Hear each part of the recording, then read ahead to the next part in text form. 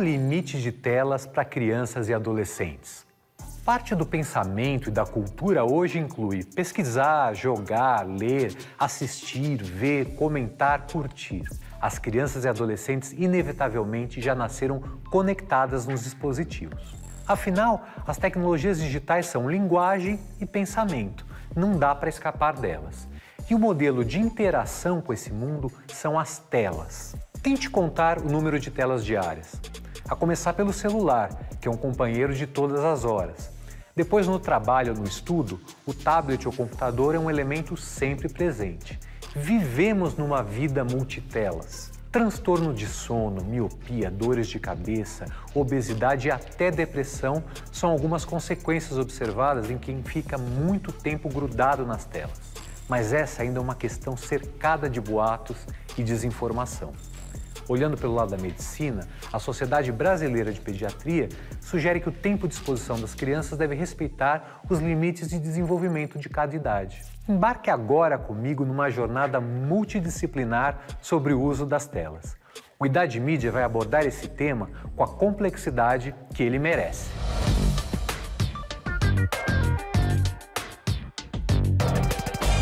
Como estimular filhos e estudantes a moderar essa exposição? Eu acho que a gente tem que... Acho que tem uma coisa que é indiscutível, não tem mais essa de como viver sem... Assim, a verdade é que tem que criar um modelo que inclua as telas, não tem mais jeito.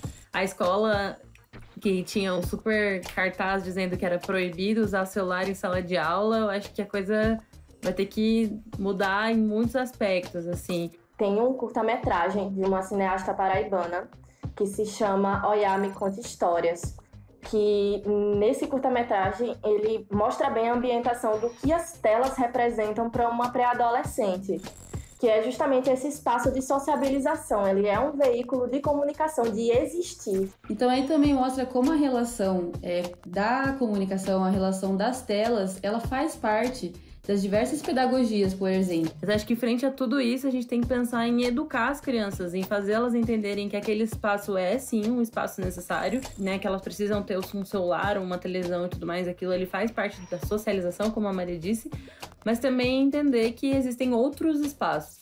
Então, eu acho que esses limites acabam sendo construídos de acordo de pessoas para pessoas, de famílias para famílias. Estou muito interessado em saber como os pais em casa controlam a tela dos filhos, quais as melhores maneiras, né? Partindo também de uma experiência pessoal, aqui em casa tem um pré-adolescente que vive assim no celular, vive no computador, e eu vejo que existe uma dificuldade de controlar isso, porque você pode até determinar horários para o uso, só que o que você coloca no lugar? Acho que existe uma dificuldade do que colocar no lugar. E aí eu acho que para mim o ponto principal é ensinar a consumir isso. Então, eu acredito que seria plausível a gente pensar mais em redução de danos, já que a gente já sabe os impactos fisiológicos que isso gera.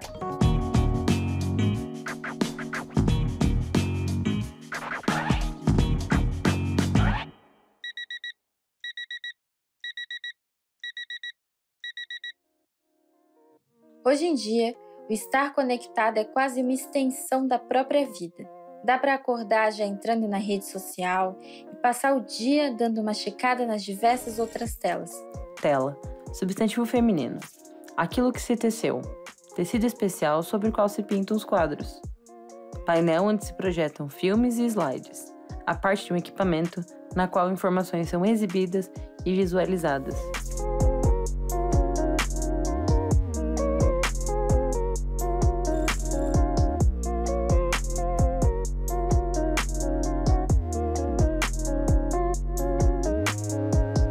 Os homens das cavernas já utilizavam telas para passar seus conhecimentos.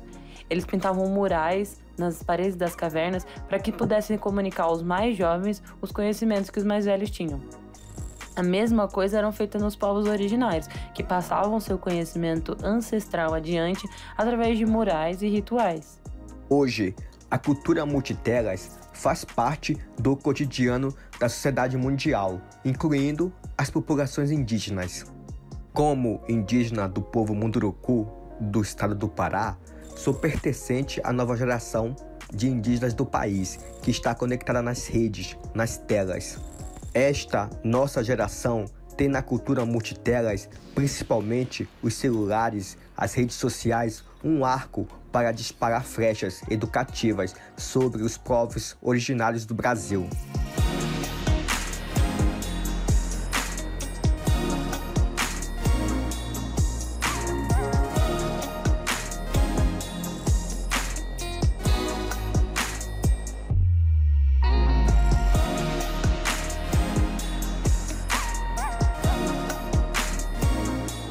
Bem, aprender com telas não é nenhuma novidade, mas a gente precisa reinventar a forma como essas telas compõem a nossa educação. Então eu encarei minha televisão e percebi como ela é o centro da minha casa.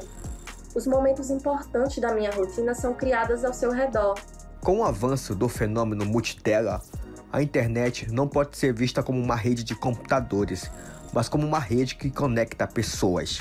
E para isso, é preciso pensar que, assim como as telas vêm evoluindo desde o começo da humanidade, a educação vai ter que andar junto. A relação entre o real e o virtual torna-se cada vez mais íntima. Para além dessa potencialidade toda que as telas e a conexão nos dá, o que fica é como estabelecer limites para esse uso e promover também um acesso mais igualitário para todos.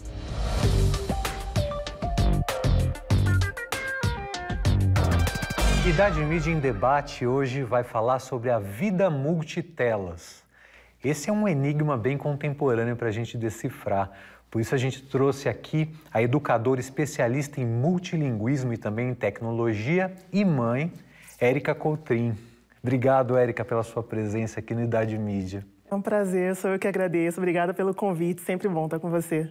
Como você divide, vamos dizer, as suas duas especialidades dentro de casa e na escola com a sua filha? Não divido. Na verdade, as tarefas elas se misturam. Eu sou mãe, né? A gente é mãe em tempo integral, então tudo que é pensado, tudo que é planejado tem a ver com a minha maternidade também. Mas eu vejo com muita tranquilidade, sabe? Eu procuro entender o contexto, observar a necessidade, observar se a exposição está sendo benéfica ou não. Então, é lógico que eu tenho aquele olhar técnico, né? Faz sentido pedagogicamente, faz sentido do ponto de vista do entretenimento, faz sentido do ponto de vista também biológico, fisiológico para ela. E também tenho aqueles meus momentos de poxa, eu preciso relaxar. O controle consciente, ele vai sempre existir, aquele olhar do especialista, ele sempre existe, mas eu acho que é importante também respirar. A gente está vivendo uma outra realidade, a gente ainda está entendendo esse mundo que vem sendo construído aí nos últimos 10, 12 anos, então é importante também respirar, observar e ver se faz sentido ou não. Se fizer sentido, por que não? Bom, agora a gente vai ver na prática como as gerações lidam com as diversas telas, celular, TV, dentro de uma mesma família.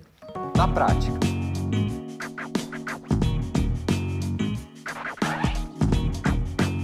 Então, Ale, em relação à minha família, uma família grande, né, de irmãos, bastante irmãos, as telas é algo que a gente usa, assim, começou a usar depois de jovens, de crianças a gente não costumava usar, eram brincadeiras mais presenciais mesmo, assim, mais de um com o outro. Conforme o tempo foi passando, aí foi ficando adolescente, aí não teve mais como evitar, porque aí o presente deles era o celular, o tablet e tudo mais, né? E depois na adolescência eu acho que cada um foi caindo pro seu próprio mundinho, pra falar a verdade. Tipo, eu tenho muitos amigos que são mais virtuais, né? Então, o videogame, geralmente, eu fico lá, conversando com os amigos, seja isso. E até mesmo no celular, que eu gosto também de fazer muita leitura. Aí, vários aplicativos. A internet, hoje em dia, é uma fonte de informações no mundo inteiro, pro lado positivo também.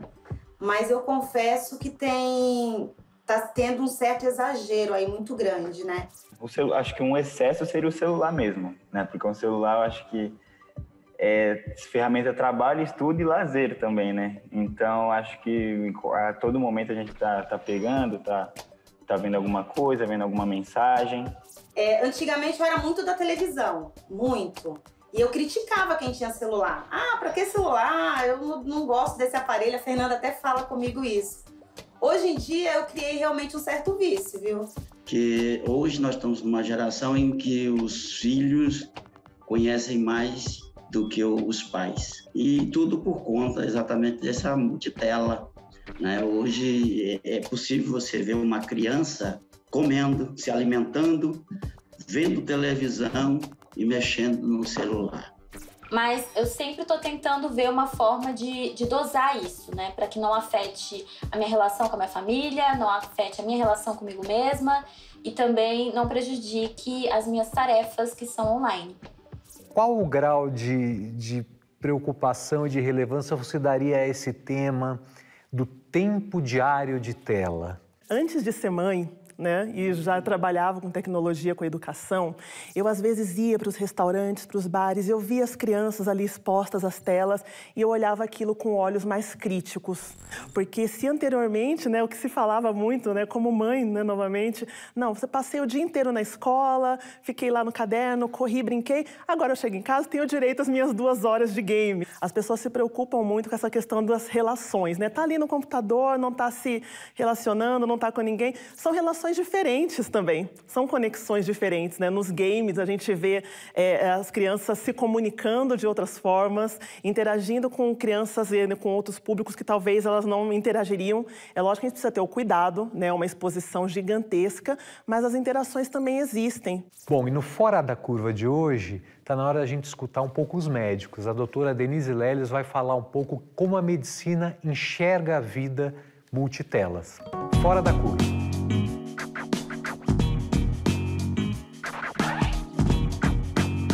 O tempo de tela é uma preocupação da pediatria há pelo menos 15 anos. Hoje a gente sabe que todas as faixas etárias têm o seu tempo de tela ideal. Até 2 anos, nada de tela. De 2 a 6 anos, cerca de 1 hora por dia. E a partir de 6 anos, incluindo a adolescência, 2 horas por dia. Mas também, tão importante quanto o tempo de tela é o que as crianças estão vendo na tela. 1 hora de um programa educativo é uma coisa, 1 hora de publicidade infantil é outra totalmente diferente. Tem muita ciência por trás disso tudo que eu estou falando. Então, respeitar o tempo de tela para o desenvolvimento infantil e da adolescência é fundamental. A sua preocupação maior é com a exposição física à tela ou é em relação ao conteúdo que ele está vendo? É importante que a gente observe o global, o todo. É lógico que existe a preocupação com o físico, né? Essa questão da visão, a exposição, a questão da concentração, questões neurológicas, mas a gente precisa entender a criança como um indivíduo complexo, né? E como tal, a gente precisa observá-lo como um todo. Em termos pedagógicos, qual que é o sentido? Por que está sendo utilizada aquela tecnologia? Não é só um passatempo, né? São instrumentos de aprendizagem. Então, a tecnologia está aqui para servir o educador. A tecnologia está aqui ao nosso favor, ela não é a nossa inimiga. Se planejado para ter sentido pedagógico, sentido socioemocional, sentido físico, cognitivo, então são somente relações diferentes, são processos de aprendizagem diferentes num outro ambiente. Érica, muito obrigado pela sua presença aqui. Acho que o fato da gente não ter conseguido não fazer essa entrevista por tela já foi muito legal poder te encontrar presencialmente. Sem dúvida, sou eu que agradeço. É muito bom, né, saber de você, a gente saber das pessoas por meio da tela, mas estar aqui presencialmente, se ver, também, né, é melhor faz muito ainda. bem também.